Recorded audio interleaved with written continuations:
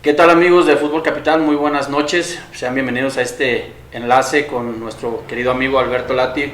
Muchos años de conocerlo, de tratarlo y pues bienvenidos a esta charla que no queríamos que fuera entrevista porque prácticamente ya conocemos todo de Alberto Lati, pero siempre es bueno retroalimentar un poquito de su historia, de lo que ha hecho y lo que ha dejado en el periodismo nacional y por qué no también internacional.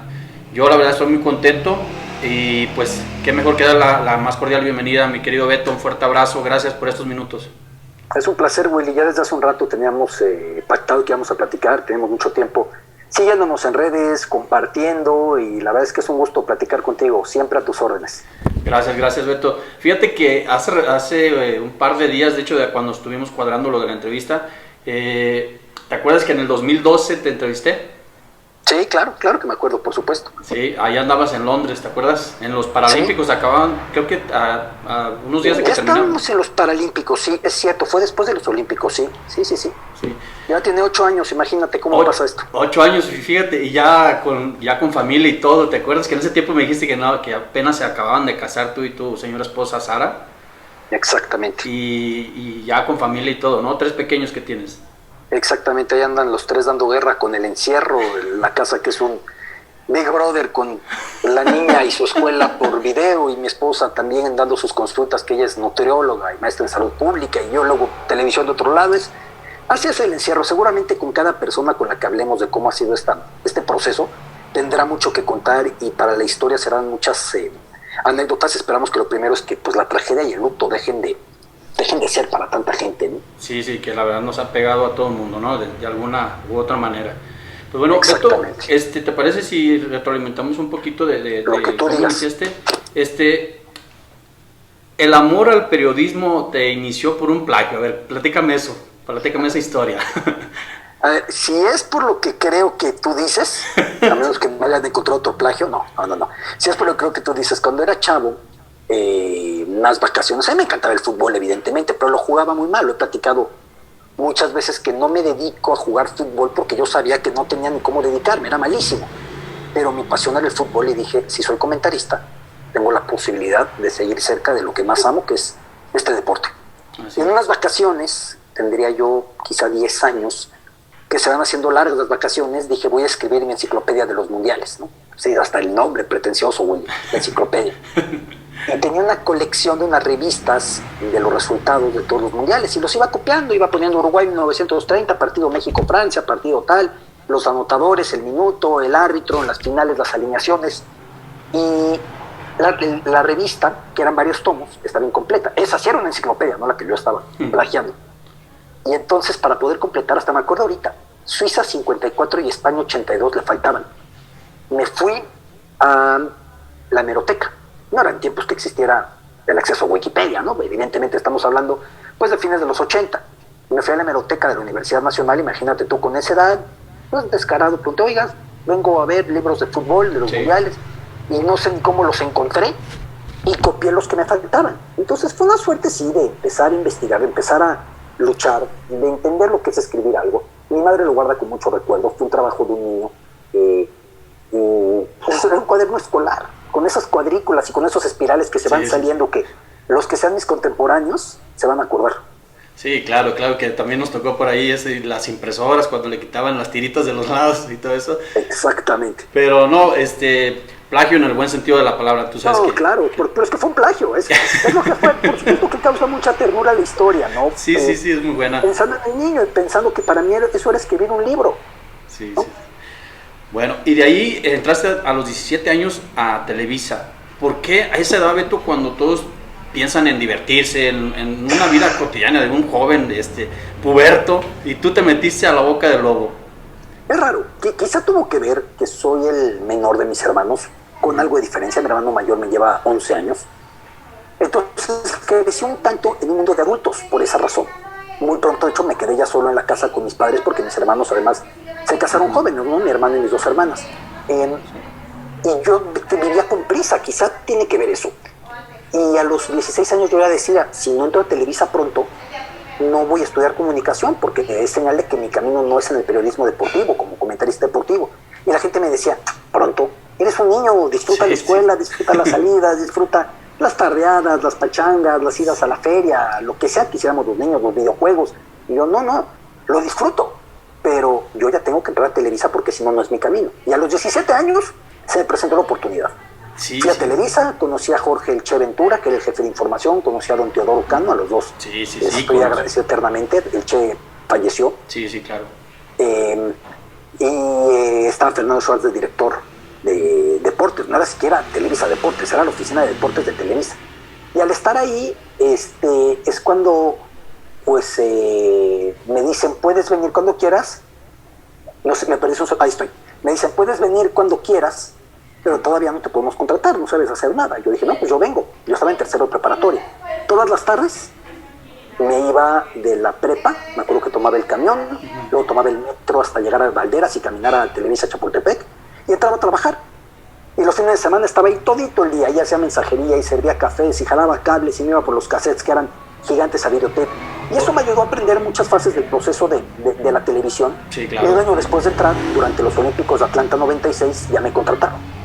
Sí, y sobre todo que sabes que lo que es empezar desde abajo, ¿no? Desde jalar cables, llevar café, sacar copias y todo eso, y eso te ha hecho valorar todo lo que has hecho toda tu carrera, ¿no?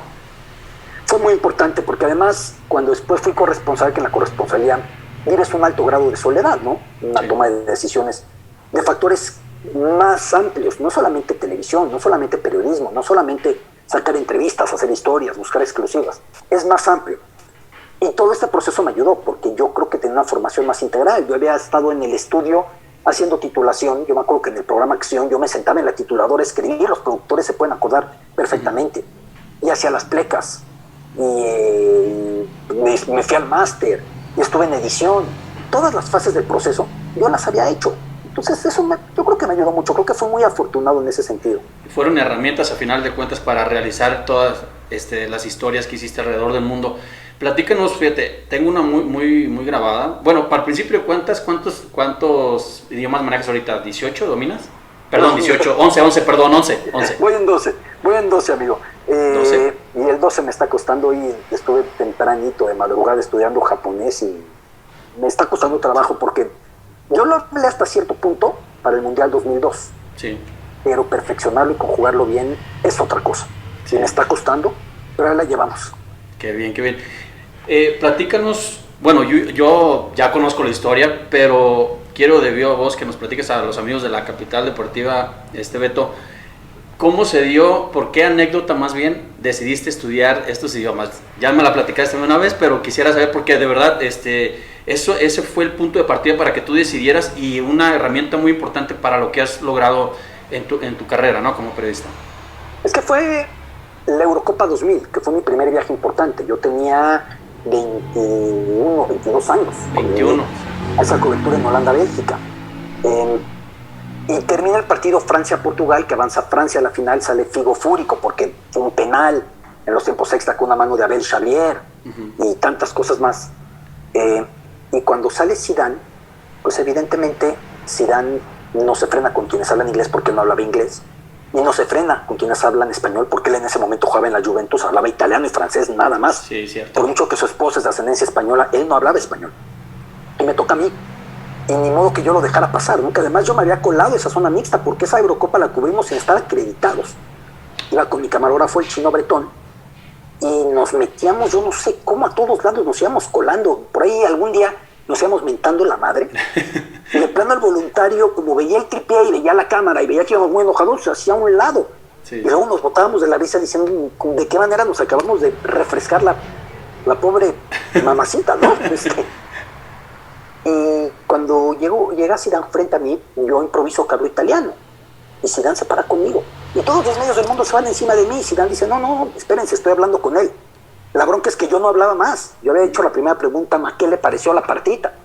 Y ya no tenía que más preguntarle, no tenía elementos. Y fingí que hablaba italiano y se quedó conmigo 3 respuestas más y luego se fue. Y la organización, la Federación Francesa, la BBC, la televisora que me digas, vinieron conmigo. ¿Qué te dijo? Yo no tenía idea que me había dicho. ¿Y qué les dijiste?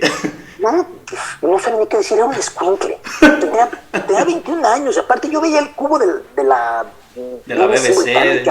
Y yo veía el de la Deutsche Welle alemana, yo veía el de Antena 3 o TV española o la Raya italiana. Yo TV Sankey francesa, de verdad, NHK japonesa. Yo no lo podía creer. Sí, no, ya es. A esa temprana edad. Ese día que iba mi camarógrafo, el chinito, eufórico, yo dije, no, yo no estoy contento. Y yo ahora, ¿por qué no? Es que toda mi vida yo quise ser comentarista deportivo. Y ya que tengo frente a mí al mejor futbolista del planeta, como en ese momento sin duda lo era Zidane, sí. En vez de hacer una buena entrevista, termino preguntando así unas cosas como puedo. Yo tengo que aprender idiomas. Mira, si la BBC está aquí, seguramente mandan a su mejor reportero, porque no es cualquier momento, es la semifinal de la Eurocopa.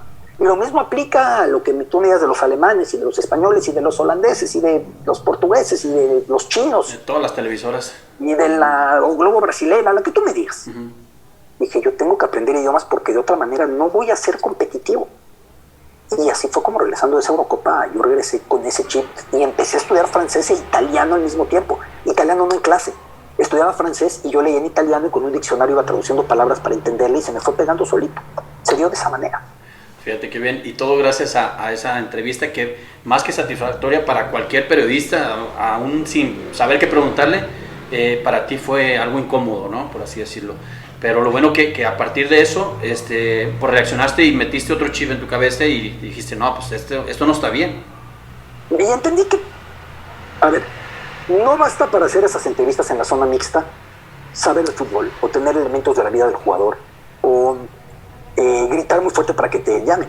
El primer elemento para que se acerquen son los idiomas. Sí. Porque además, pues aunque vayas con la selección rumana y no eres rumano, pues algún rumano juega en Italia, otro puede ser que juegue en Francia, otro puede ser que juegue en Alemania. Lo mismo me pasa con la selección japonesa, lo mismo me pasa con la selección que tú me digas. Entre más idiomas tengas, más factible es que salgas de esos momentos con entrevistas exclusivas en tu micrófono. Sí, definitivamente. Pero qué grata experiencia, y esa yo creo que te la llevas para toda la vida, ¿no, Beto? Sí. Ya luego he tenido la suerte que tengo con Zinedine Zidane una relación más cercana, trabajamos juntos en el Mundial 2010. Así es. Cada que nos hemos visto ha sido conmigo una gentileza, una generosidad brutal, y yo me acuerdo de eso y él dice que se acuerda, claro que no se acuerda. Sí, nomás ahora sí que por darnos el avión, ¿verdad? Y ser cordial.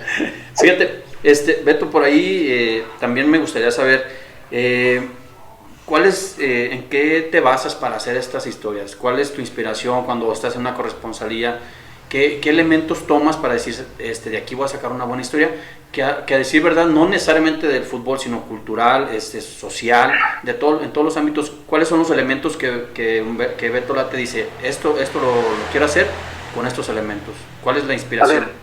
A ver, últimamente en Fox, en las coberturas, hablo casi de todo menos de deportes, ¿no? Es curioso, o sea que vaya al Super Bowl, sea que vaya a la Serie Mundial, sea que vaya a la final de Champions, a donde me toque estar en una de estas coberturas. Busco elementos, retratar una cultura, retratar la historia de un pueblo, retratar lo sufrido, retratar la reconciliación. Y si el fútbol puede ser parte de ese relato, o el deporte puede ser parte de ese relato, o un elemento de vínculo a México, América Latina puede ser parte de ese relato. Me acuerdo cuando en Houston, con motivo del Super Bowl en enero de 2017, febrero de 2017, encontré el hotel en el que Kennedy era su último discurso, porque estuvo en Houston, y el otro día viajó a Dallas, donde fue el magnicidio, donde lo asesinaron. Ajá. Y que me voy encontrando que ese último discurso fue ante la comunidad hispana, ante mexicanos, ante los inmigrantes. Cómo ese tema empezaba, no tenía el grosor que tiene hoy. Y localicé a las personas con las que hablé en ese momento, y creo que fue muy grato eso, ¿no? Oyendo a un Super Bowl, ya que estamos con Super Bowls en Minneapolis, en Minnesota, ir a la casa de Prince y recordar su relación con el deporte, o ir a la casa de Scott Fitzgerald y ver cómo Scott Fitzgerald jugó fútbol americano y encontrar la foto de él, del gran escritor del gran Gatsby jugando fútbol americano. Son vínculos que para mí son muy importantes, y así puedes, yo insisto con mi frase, es aprovechar el deporte como brújula para recorrer el mundo y recorrer la historia y recorrer la política y recorrer la religión y más facetas. Sí, que a final de cuentas, Beto, el fútbol recae en todos los niveles sociales, ¿no? De alguna manera se entrelazan. Siempre se entrelaza porque es un fenómeno indispensable, puede gustarnos o no. Puede tener en mil elementos criticables, discutibles, que el dopaje, que los amaños y las apuestas, que el hooliganismo, que el patrioterismo o el nacionalismo extremo. Claro que hay elementos deleznables en el fútbol, pero es un fenómeno imprescindible para hablar hoy del planeta. Esa es una realidad, con la cantidad de feligreses que tiene. Es la religión con más devotos, esa es la realidad. Sí, gusta o no gusta el fútbol, y entiendo muy bien al que no le gusta y al que no le interesa. Lo que yo no puedo coincidir es que digan, no es relevante para hablar del mundo en el año 2020. No sé si es relevante. Lleva siendo relevante para hablar del mundo al menos, te diría yo, 70 años. O si no 70, pensando en un fenómeno ya más global, 50 años. Sí. No, pues muy interesante, todo nos lleva al fútbol, como bien lo dices, y de alguna manera hay vínculos, se entrelazan estas historias. Fíjate que hay una frase que me llamó mucho la atención, Beto, que la dijiste por ahí, no recuerdo en qué medio, dice que sospechas un poco del periodista que trae los zapatos perfectamente lustrados. ¿A qué se debe esta frase? No, digo, y por supuesto que la higiene es importante y cómo te presentas, sí, eso claro. Es parte de cómo consigues, pero cuando el reportero no te banqueta, cuando el reportero no ha estado caminando, se nota. Por supuesto, hay reporteros con tal capacidad de obtener información que con su WhatsApp y con 3 llamadas le dan la vuelta al que dio 85 vueltas a todas las cuadras de la ciudad. Es una realidad. Cierto. Pero hay que tener pulso, hay que haber estado en la calle, hay que recorrer. Yo eso de los que llegan, le preguntan 3 cosas al taxista, le preguntan 2 cosas al que les lleve el room service y hacen su crónica de cómo está la ciudad antes de empezar el evento, yo no lo puedo concebir. Me acuerdo en Sudáfrica que algunos colegas me decían, es que no hay nada de qué hablar. ¿Que a dónde has ido? No, bueno, pues aterricé, fui al hotel, fui al estadio. No, si vas a encontrar muy buenas historias. Hay que hacer calle, hay que perderse, hay que escuchar, hay que preguntar y hay que hablar la historia. Lo que te dice uno con lo que te dice otro, no dar por hecho lo que te dice el primero. No hay verdades absolutas.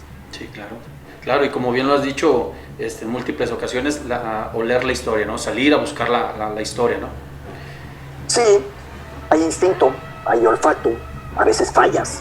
Sí. A veces la gran historia que buscabas no camina y termina caminando otra historia que no te podías imaginar que pudiera estar ahí. Por decirte algo, ahora me viene a la mente. Por ejemplo, yo recuerdo en la Copa América de Chile en 2015, yo quería entrevistar a la persona que había bajado a la mina de Copiapó a rescatar a los mineros. Fue un milagro de la naturaleza. Cierto. Cómo todos subsistieron, cómo los pudieron sacar uno por uno. Tanto tiempo que pasaron encerrados, cómo bajó la cápsula, y la retrato en el libro Latitudes, retomo esa entrevista. Y no entiendo cómo, en todo el proceso de buscarlo, que me costó mucho trabajo, y luego el tipo era encantador, Manolo, no supe que había sido futbolista. Y que su carrera se fue al traste ya estando como profesional por una lesión de rodilla. Él era un 10 y los futbolistas profesionales lo conocían. Sí, yo me acuerdo que yo jugué contra él, se lesionó muy pronto. ¡Qué historia! Sí, y cómo el camino que él tenía en su vida era ese. Y al bajar, uno de los mineros había sido futbolista y su rival. Ah, vaya, qué historia, fíjate, esa me la perdí. La cuento en Latitudes, esta historia en el capítulo sobre todo lo que retrato de Chile, y a mí me parece increíble cómo a veces la historia te va dando más. Y te vas encontrando con subhistorias y vertientes, y ya luego, nada más increíble que llegar saturado diciendo, ¿y ahora cómo demonios comprimos la historia para tanto tiempo aire? Sí. Eso es lo mejor. Peor es cuando llegas y dices, ¿y ahora cómo demonios te extiendo esto que no da para nada, ¿no? Pero ahí es la clave, ahí es darle en el clavo y saber cómo hacer una historia, digamos, de 2 renglones, hacer una gran historia, que ese es el talento de Beto, ¿no? Donde entra la pluma, la palabra de Beto y sobre todo la capacidad. Es storytelling, es buscar cómo contar la historia, es entender con qué elementos cuentas para contar la historia, porque yo me puedo echar un rollo mareador de algo que no hay imagen. Entonces tengo que ir buscando recursos narrativos para que la historia sea digerible, sea entendible. Entendamos también que mi audiencia, si está viendo La Última Palabra, si está viendo Central Fox, si está viendo Agenda Fox Sports, antes si veían los programas de Televisa Deportes, que a mí se llama así, La Jugada o el que fuera, sí. No es la audiencia que está buscando ese contenido, es un añadido que estás dando entre los resúmenes de goles y los resúmenes informativos y de las medallas. Entonces hay que buscar cómo acomodar ese contenido para que sea bien recibido por un público que de otra manera no se acercaría a la historia de Río o de Sudáfrica o de Rusia, etcétera, etcétera. Fíjate, tocaste ahorita un tema importante y también una pregunta que te quiero hacer sobre la narrativa. ¿Qué tanto ha evolucionado la narrativa de cuando iniciaste ahorita, Beto? aplicando las nuevas tecnologías, todo esto esto te lo digo porque muchas de las veces alguien que escribe desde la comodidad de su casa, antes tú lo mencionas recurrentemente, en principios del siglo XX, los grandes escritores salían y luchaban por sus ideales, ahora ya no. No, era otra cosa. La Guerra Civil Española dejó ese gran testimonio, ¿no? Lo que era gente que creía en los ideales y que se iba a defender los ideales en las trincheras. Hoy por hoy, el común de las personas que nacieron del lado, diría Jarabe de Palo, del lado bueno, del lado que no es el oscuro, pues estamos en lugares con aire acondicionado, o sin soportar las inclemencias del clima, o sin estar escuchando las balas, o oliendo la podredumbre. Esa es la realidad. Si hace falta estar ahí para contarlo, yo siempre pensaré que el que está ahí tiene otra capacidad para relatarlo. Sí. Siempre lo pensaré. Sí, sobre todo tener... Adelante. Pero yo creo que ha cambiado mucho porque hay otro acceso a la información. Y hay un acceso a la información tan general que muchas veces nos vamos con la primera finta. Y en vez de buscar, constatar el dato que tenemos, decimos, ya vi el tweet, ponlo. Espérame. No, en una página de Facebook ya pusieron que tal y tal y tal. Yo no lo publicaría de esa manera. Y no veo para abajo en ninguna cuenta de Twitter. Pero así como yo con medios de comunicación siempre busco constatar, lo dijo esta radio, lo dijo este periódico, lo dijo ese periódico, pues yo también tengo que buscar constatar, ¿no? Y creo que muchos de mis colegas han sido muy prontos para entrar en esa vorágine. Un aficionado no tiene por qué ser comedido o ser prudente o confirmar antes de escribir lo que quiere escribir. Un periodista sí tiene que serlo. Es nuestra obligación.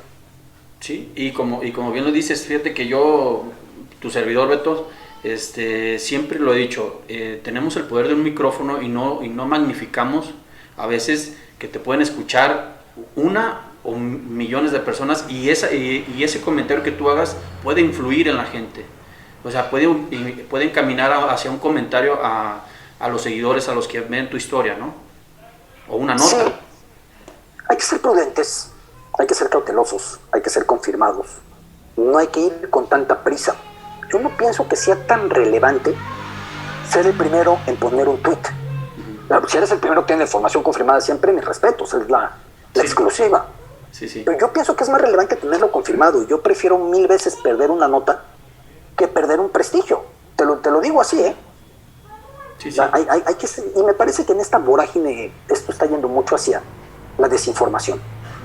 Sí, sobre todo encaminado a eso, Beto. Hoy en día el click está a la orden del día. Las notas sensacionalistas, amarillistas, ¿qué es lo que venden, no? Creo que sí se ha contaminado mucho el medio en ese sentido. Se ha contaminado, aunque también se ha nutrido, seamos sinceros. No me gusta nunca pensar en un pasado idílico, un pasado que fue perfecto. También antes no veía lógico, yo fui beneficiario directo, el esquema de que hubiera dos voces. Estábamos Televisa, estaba Televisión Azteca, antes Imevisión, y no había más. Y yo fui de los que hicieron carrera gracias al Canal de las Estrellas. Yo tuve mucha suerte en ese sentido porque el Canal de las Estrellas era una plataforma vista en todos lados, con una gran penetración. Regresaba de una cobertura y me daba cuenta perfectamente que de Tijuana hasta la frontera con Guatemala me habían escuchado, hasta Tapachula me habían escuchado. Yo de verdad te quedaba claro, Willy. Y ya no existe ese monopolio de la palabra. Que no por haber sido un monopolio significa que fueron voces malas. Hubo voces buenas, hubo voces constructivas, hubo voces analíticas, hubo voces profundas. Y hubo algunas que no, evidentemente, como en todo. Pero hoy por hoy hay más voces, ya no hay un monopolio de la voz. ¿Qué me preocupa? Que en este ejercicio de que haya muchas voces, corremos el riesgo de que esto vaya a ser un griterío, una estridencia y que nadie escuche. Y eso es peligroso. Sí, que es de tantas voces que escuchamos, no sabemos cómo lo va a percibir O el que habla ya ni quiere ser escuchado. El que habla ya solamente quiere ver qué tan fuerte puede gritar. Sí, o qué tan estridente puede ser, o qué tan escandaloso puede ser. Y yo no concibo esto como una suerte de a ver quién escandaliza más. Yo no lo concibo, respeto mucho todos los estilos, ¿eh? Aquí yo no vengo a dictar cómo se tiene que hacer, ni me interesa convencer a nadie de nada. Pero yo no concibo de esa manera. Sí, cada quien tiene una manera distinta de ver la información, de difundirla y de comentar, de hablar, para que la gente lo perciba de la manera, no sé, más ética o más profesional posible, ¿no? Sí, y yo no seré quien defina qué es ético y qué es profesional, ¿eh? No, sí. Jamás. Estoy por naturaleza en contra de los que pretenden dictar moldes o decir cómo tienen que ser las cosas y cómo no tienen que ser. Yo digo cómo entiendo yo que tengo que hacer el periodismo. Yo que me gusta antes de una cobertura llegar con 25 libros leídos o 30 libros leídos sobre el lugar. Yo soy un ñoño, es mi estilo. A mí me gusta llegar así, quizá porque soy inseguro y me siento de una manera más legítima para hablar sobre un sitio habiendo hecho eso. No quita que alguno que no leyó ninguna página llega, hace 3 preguntas y a lo mejor lo entiende con más capacidad de lo que yo le entendí tras tantos libros, ¿no? Aquí no existe lo que sea para todos. Yo te puedo hablar de lo que yo creo que a mí me funciona mejor. Sí, que es subjetivo, ¿no? Al final de cuentas, y también, pues ahí está la prueba, ¿no? Que la gente te sigue, le gusta tu trabajo y, digamos, si, bueno, más bien tú dices que no te gusta decir que tienes la última palabra, pero mucha gente así lo percibe y qué bueno que te vea de buena manera, que te tenga en esa idea, ¿no? En ese sentido soy muy suertudo, porque la verdad es que la gente pues ha sido muy generosa conmigo, incluso en presentaciones de libro, incluso dando la oportunidad a una novela mía, que es un rubro completamente diferente, lo que hice con Aquí Boria, con un método narrativo tan distinto. Yo la verdad es que valoro mucho todo eso, o hacer documentales como Latitud Rusia, en simbiosis con National Geographic, que era un proyecto muy diferente, que tuvo una gran recepción en toda América Latina, en Brasil, en España. Todo eso yo lo agradezco, pero con mucha humildad, y entendiendo que no puedes vivir de lo que hiciste, ya no te digo hace 10 años, ni hace un año, ni hace un mes. Esto tiene que ser constante y ahorita para la Champions League, para la final, todo el proyecto que hice de Latitud Lisboa, tiene que ser como si fuera tu primer proyecto. Sí, definitivamente que el hambre por hacer las cosas no se acabe. Fíjate, Beto, hay una pregunta que quiero hacerte también, encaminada también al periodismo, la libertad de expresión en México. ¿Qué opinas de ello, Beto? Libertad de expresión. Yo creo que el problema de este país ha sido más que la censura, la autocensura. Ha existido censura, claro, bueno, y en los años 70 y antes en los 60, y las manifestaciones y la represión de ferrocarrileros y de lo que tú me digas. Claro que ha existido censura, pero recientemente es más autocensura. Y es peligrosa esta misma.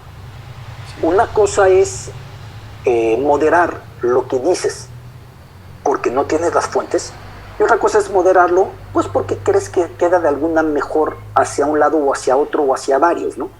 Eso es a lo que me refiero. ¿Que hay libertad de expresión? Sí la hay. ¿Que la libertad de expresión llevamos teniéndola un rato? Sí, llevamos teniéndola un rato, aunque somos uno de los países con mayor cantidad de periodistas asesinados. Sí. Entonces es muy cómodo hablar de libertad de expresión desde la capital de México o desde otros lugares en los que hay problemas, evidentemente, y la prensa no vive tan tranquila. Pero hay lugares del país en los que es muy difícil decir para un periodista lo que ve. Sí, cierto. Y como bien lo mencionas, nosotros mismos nos autocensuramos, ¿no? Pero hablando de la sociedad, Beto, el fútbol actual, hablamos de racismo, de amaños incluso, ¿es el reflejo de la sociedad, Beto? Lo bueno y lo malo del fútbol yo creo que es reflejo de la sociedad. El fútbol no es capaz de traer la reconciliación por sí solo, la paz, y mira que acabo de publicar un libro sobre eso, 20 pelotazos de esperanza, que solo está en digital, de cómo el fútbol y el deporte han traído la paz, la reconciliación, acabado con el encono, con el odio, con el racismo, pero es también porque había un hambre de encontrarse, y el balón fue el catalizador para que esa hambre se saciara, para que terminara de haber esa confrontación, esa disrupción, por decir algo. Y también cuando el fútbol ha propiciado guerras, también cuando el fútbol ha propiciado desastres. Sí. No es que el fútbol haya sido, no es que la pelota, diría Maradona, la pelota no se mancha, y es una frase de los momentos más lúcidos hablando de Maradona, que jugando hubo muchísimos más. Sí. La pelota no es la que saca lo que había en un pueblo. Si ya había una vocación de odio, o de ir a las armas, o de separarse, el deporte termina por ser una herramienta para que eso se consume. Sí, que al final de cuentas yo lo he comentado mucho, por ejemplo, cuando juega la selección, que es un catalizador, una anestesia pues para la gente, para el aficionado, para olvidarnos un poquito de la sociedad, de los problemas que tenemos, ¿no? Que es eso, pero como bien lo dices, hasta en el fútbol ha causado guerras y eso lo hemos visto, o incluso tragedias como lo que pasó con Liverpool, pues. Claro, pensar en Hillsborough, pensar en Heysel, que fueron de naturalezas muy diferentes, pero yo creo que hay que utilizar los elementos positivos que nos puede dar el deporte, no solamente el fútbol. Pienso yo en el cricket, lo que ha ayudado para acercar a India y Pakistán. Pienso yo en muchos deportes que han servido de eso. Bueno, la relación entre Estados Unidos y China empieza por el tenis de mesa, la diplomacia del ping-pong, que es otro de los capítulos de mi último libro, de 20 pelotazos de esperanza. Antes de que fueran amigos, el ping-pong fue lo que se aprovechó para que Mao de un lado y Nixon del otro tuvieran su primera visita. Fue gracias al deporte ese punto de contacto, el primer contacto. Sí, y también, si no mal recuerdo, Beto, acuérdame, tú tienes mejor memoria y mejor recuerdos en cuanto al fútbol en mundiales. No me acuerdo si fue Copa Confederaciones cuando Estados Unidos jugó contra Irán. El Mundial 98. En el 98, ¿no? Es otro capítulo de 20 pelotazos de esperanza. La manera en la que hasta hubo un discurso de Bill Clinton desde la Casa Blanca diciendo que eso demostraba que el pueblo iraní, el estadounidense y el régimen iraní podían acercarse tras tantas décadas. Es el deporte lo que tiene eso, porque es un lenguaje común que hay. Sí, definitivamente. No hay choque cultural. Son las reglas y todos jugamos el mismo fútbol, con los mismos jugadores en la cancha. No hay choque ideológico. Es lo que permite el deporte. Sí, es la parte bonita del fútbol, ¿no? De esto que nos apasiona, Beto. Fíjate que también tengo una pregunta que me hace bueno, más bien un compañero de nosotros aquí de la Capital Deportiva que se llama Paquis Jaime. Él cree mucho en la suerte y yo también sé que tú crees en la suerte. Para ti, ¿qué es la suerte, Beto? ¿Cómo ha influido en tu carrera? Es que yo sí estoy convencido que como portero sin suerte no es portero, reportero sin suerte lo es menos. Muchas grandes entrevistas, muchos grandes reportajes me los he encontrado. Hay que buscarla, sí. Hay gente que la busca mucho y que no aparece. Y hay coberturas en las que la buscas mucho y no aparece. El balón pega en el poste y se va en todas. Pero yo creo que sí es importante. Hay que buscarla, hay que mimarla, hay que invocarla. Pero creo que la suerte es importante en todo rubro de la vida. Sí, definitivamente. Me comentabas, Beto, los 4 libros tienes ya escritos. El primero fue, o 5 si no me equivoco. 5 ya con el último, ¿no? Digital. Latitudes, que ese sí lo tengo, ese sí lo compré, pero la primera versión, creo que lanzaste una segunda versión. Sí, porque al pasar de Cali Arena, donde Rafael Pérez Gay tanto me ayudó, pasar a Penguin Random House ya como bestseller en versión de bolsillo, se le cambió como el 30% del contenido. Entonces la versión que pueden encontrar en digital y en impreso es la de Penguin Random House como bestseller. Latitudes, sí. Sí, Latitudes, que ese salió en el 2013, que ese sí lo tengo, la primera versión. Sí. Después, ahora te diste un lapso de 5 años y sacaste Aquí Borgia. Sí, mi primera novela porque me tardé 3 años en escribirla, por la manera tan compleja en la que la quería escribir. Y es corta, es una novela muy corta, pero por la forma en la que yo la quise narrar, con la bruma, con la confusión. Fue mi segundo libro, Aquí Borgia. Yo quería también trabajar en ficción, no tiene nada que ver con deportes. También la pueden encontrar en digital, la pueden encontrar en impreso. Aquí Borgia fue el segundo, publicado a fines de 2018, a fines de 2018. Sí. Y luego sigue 100 genios del balón, 100 dioses del Olimpo en este año, sí. Y los 20 pelotazos de esperanza, ¿no? El 100 genios del balón fue inicios del año pasado, 2019. 100 dioses en ese exploro la infancia de los mejores futbolistas de la historia. 100 dioses del Olimpo, la infancia de los mejores y las mejores atletas olímpicos de la historia. Y este año yo pensaba que con 100 dioses del Olimpo, que era año olímpico, ya se nos pospusieron, ojalá que se hagan en Tokio el próximo año, yo pensaba que con eso teníamos. Y en la cuarentena se me metió el demonio y en marzo hablé con la editorial y les propuse escribir un instant book, echármelo de volada, en una época en la que a la gente le faltaban certezas, certidumbres, miedo económico, y miedo antes que nada de salud, social. Dije, ¿por qué no escribimos de los momentos en los que el deporte trajo eso? Y escribí para digital solamente, ya veremos si después se hace impreso, 20 pelotazos de esperanza en tiempos de crisis, y que tuvo la fortuna, porque también lo pusimos muy barato. Yo le insistí a la editorial la entendió. Hay que ponerlo tan barato como para que la persona que lo quiera descargar, que lo descargue. La descarga cuesta 65 pesos. Y nos ha ido muy bien con ese libro, es la verdad. Sí, lo vamos a tener que checar, y a todos nuestros amigos ahí de la capital también. Para que lo descarguen donde quieran. De verdad, el precio fue para que el que lo quiera tener, que lo tenga, ¿no? 65 pesos. Sí, está accesible, y también de unas buenas historias va a tener la gente en sus manos. Y otra cosa que compartimos, Beto, Chivas y Real Madrid. Sí, claro, sí, ahí se nota, ¿no? Luego. Mira, en mis Chivas, ojalá que hagamos regularidad. Me dolió cómo se fue el Flaco Tena. Sí, sí, sí, sí. No pudo tener un plantel, no pudo trabajar, pero me emociona mucho tener a Vucetich. Sí, Es sí, la sí, verdad. que es un técnico que sabe trabajar, sobre todo bajo estas circunstancias y con los jugadores que le ponen, ¿no? ¿Y Real Madrid, Beto? Real Madrid, yo me quedé con mal sabor, Sí. porque no me gustó la manera en la que se jugó contra el City. No, Ese no es mi Madrid, ese no es el Arrojo. No me gustó. Entiendo que Sergio Ramos es mucho más que un defensa, mucho más que un capitán y que su peso específico es imposible de dimensionar. sí. Pero no me gustó ver un equipo tan encajonado y que llegó a tener la eliminatoria un gol y no verlo lanzado a buscarla como correspondía. A mí no me gustó. Sé que el Real Madrid no siempre gana con base a un estilo, más bien el estilo del Madrid es ganar, dicen algunos. Pero esta vez no me gustó, es la verdad.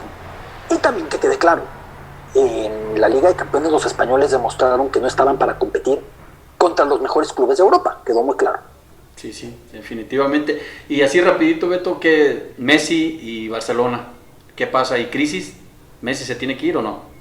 Es que es muy difícil, yo discutí ayer en un programa porque por un lado un jugador no puede imponer si el presidente o no el presidente, pero por otro lado es una presidencia impresentable la que tiene el Barcelona. Sí, sí, sí, definitivamente. Y pues bueno, ya una pregunta que te mandó un fanático de aquí, de tu ciudad, de Arandas, Jalisco, que serás bienvenido el día que quieras Muchas venir. gracias. Cristian Martínez nos dice, ¿en realidad le ves algún futuro exitoso futbolísticamente a México o estamos a años luz de ser una potencia mundial? Yo sí le veo futuro a México, pero tenemos que trabajar diferente. Tengo claro que estructuralmente, detección de talentos, en qué momento, cómo buscas por toda la geografía del país, cómo los desarrollas de entrada, nutrición, salud pública, educación, todo eso tiene que ver para la cantidad de deportistas de alto rendimiento que tenemos. Es una realidad. Y no veo que de origen se estén haciendo las cosas diferentes, más bien veo que seguimos intentándolo de maneras más o menos parecidas. Y por eso seguimos en el mismo lugar, ni un paso para adelante ni uno para atrás, desde el 94, atorados ahí mismo en octavos de final. Sí, que de hecho fíjate que en la entrevista que te hice en el 2012 te hice la misma pregunta y me decía, sí, esperemos que sea, que México mejore porque estaban haciendo las cosas bien, porque acababan de quedar campeones en los Juegos Olímpicos y mencionabas que se estaba trabajando bien y que se veía algo a futuro y seguimos igual 8 años. Estamos en el mismo lugar, ni más ni menos. Ojalá que tuviéramos jugadores copando los principales clubes de Europa, las principales ligas. Le cuesta trabajo al jugador mexicano porque tiene que haber más trabajo, porque tiene que haber más alternativas. Esa es la realidad. Sí, definitivamente. Y pues bueno, ya para cerrar, Beto, porque sabemos que tienes la agenda apretada, ¿cómo te gustaría que te recordaran, Beto, tu legado? No pienso en eso, te lo digo de corazón, Willy. ¿Cómo no? Me basta con Has influido en muchos jóvenes, Beto, y mucha gente te admira y lo sabes. Lo valoro muchísimo, y cuando se me acercan chavos y me dicen por ti estudié comunicación, por ti estudié idiomas, me llena, se me salen las lágrimas. Pero pienso más en valores de congruencia respecto a mis hijos, ser coherente entre lo que digo y lo que hago, entre lo que insisto y la manera en la que me he comportado. Y pienso en posteridades respecto a mis hijos. Más allá de eso, te lo digo de corazón y no tendría por qué entrar a un discurso de falsa humildad, güey. No pienso en eso. Lo que hacemos finalmente es periodismo. Tampoco estoy buscando la vacuna del COVID, tampoco estoy buscando algo de física cuántica. También ponerlo en perspectiva. Entiendo perfectamente que hay periodistas con otro nivel de impacto, que con sus investigaciones logran cambiar la vida de muchísimos. Eso sí, yo lo mío lo pongo en una perspectiva mucho más terrenal. Me gusta contar historias, me gusta hacer que la gente viaje, me gusta que la gente aproveche su pasión deportiva para conocer otros lados. Y si lo consigo, me doy más que por servido. Pues sí, pues muy humilde tu respuesta, Beto, pero creo que muchos jóvenes que ahorita ya están ejerciendo, pues tú eres el responsable de que estén ahí, o muchos que estemos aquí haciendo esto, y te lo digo abiertamente, tú eres responsable que a mí me guste escribir, porque alguna vez has leído algunos de mis textos, ¿sí? Y me dijiste y todavía no recuerdo, no olvido tus palabras, que me dijiste, tienes buena pluma, trabaja en esto y en esto, me diste unos muy buenos consejos, y lo cual te agradezco enormemente, y eso no se me va a olvidar, Beto. Para mí, te lo digo honestamente, y lo sabes, que te admiro, te respeto, y te agradezco enormemente que hayas estado con nosotros en estos minutos, y sobre todo que te des un espacio en tu agenda. No, siempre es un placer, Willy. Te mando un abrazo, gracias por tus generosas palabras, y recalcar si algo puede conseguir uno para generar cierta motivación, cierta influencia, qué mejor, pero el camino es de cada cual y cada quien va teniendo lo que va construyendo. Te mando un abrazote y siempre a tus órdenes. Bueno, pues muchísimas gracias y a ver si en alguna ocasión te vienes aquí a Arandas a que disfrutes del tequila. A comer como la gente. Sí, ¿no? Que pase la cuarentena, ya nos vemos. Pues muchísimas gracias, Beto, un fuerte abrazo. Igualmente, saludos. Hasta luego.